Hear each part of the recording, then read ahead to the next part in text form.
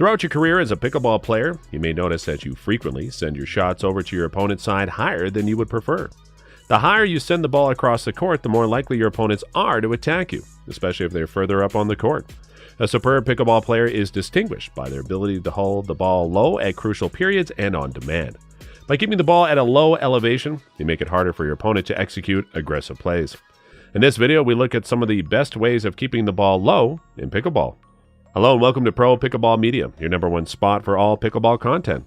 Our channel is dedicated to the fastest growing sport in the US, and we cover all fun and exciting things related to pickleball.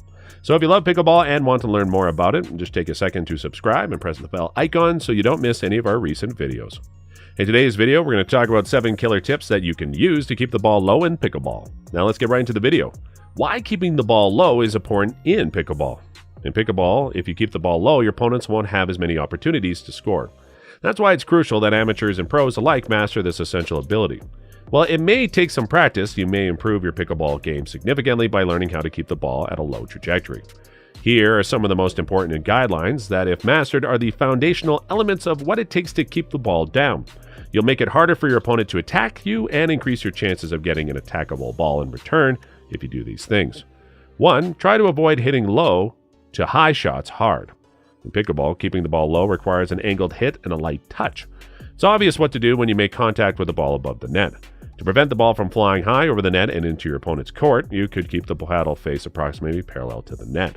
During contact, this will allow you to send it back at higher speeds when you hit it high. When you just received a low pass and have to shoot high to score, keeping the ball low on the other end seems impossible. And the way you do this with gentle shots from the ground up. Soft shots, thus, are those that range from low to high in the net. To lift a low ball over the goal, you need to swing from the ground up. That's just how the laws of physics work. There's no getting around it. The closer you are to the goal, the truer that is. As you approach, it becomes a greater obstruction. When playing tennis, the height of your backswing might change depending on the type of shot you're hitting. Depending on the type of shot you're attempting, you can either bring the paddle back high or low. Utilizing a soft stroke as part of a low to high swing is a great tactic for keeping the ball low. In order to prevent your opponent from volleying the ball with a high contact point, you should aim to send it such that it clears the net but is descending by the time it crosses the net and bounces before it gets to your opponent. That will make it so that the more aggressive attacks miss. Number 2, make sure you are targeting your opponent's feet. Remember to keep the ball low on your opponent's side to prevent them from creating high contact points that they can use to attack you from above. You'll want to do your best to avoid being attacked in pickleball. However, the truth is that it doesn't matter if it's high on your opponent's side at any given time. What matters is that they are unable to make a high contact. For this reason, encouraging them to contact low rather than simply keep it low is the primary goal. You can increase your chances of doing so by directing the majority of your shots, whether they land hard or soft, at your opponent's feet. As a minimum, shoot for a height that's below the knee. Now, before we move ahead to talk about more game-changing pickleball tips, please take a second to like this video and subscribe to our channel so that we can keep bringing more informative pickleball content to you. Your little contribution means a lot for us. 3. Develop quick hands and feet to hit the ball early. If you can get to the ball as soon as it crosses the net and hit it when it's at its highest point, you can take the shot with the most contact. Although this isn't always possible for various reasons, it will serve you greatly to maximize the objective. In order to increase the height of your contact with the ball, you should work on getting to your shots as quickly as possible. The setup here is ideal for hitting the ball at a low trajectory. It's much simpler to keep the ball low at your opponent's feet if you can make contact above the net. Because of the risk of sending a shot into your opponent's court, this is the case. Your contact point is already higher than the height of the net, so you don't have to worry about clearing it. 4. Contact comfortably in front of a paddle face angle. Most effectively, you can hit the ball when it's directly in front of you rather than to the side or behind you. For reasons of pure biomechanics, it's the superior option. Contact made in front of the body allows for maximum energy transmission to the ball.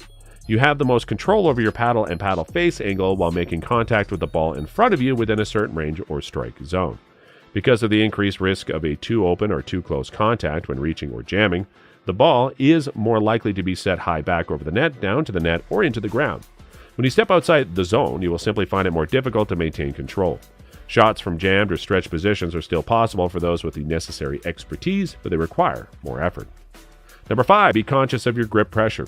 Pickleball players can alter the height of their shots by changing the pressure they apply to the paddle's grip.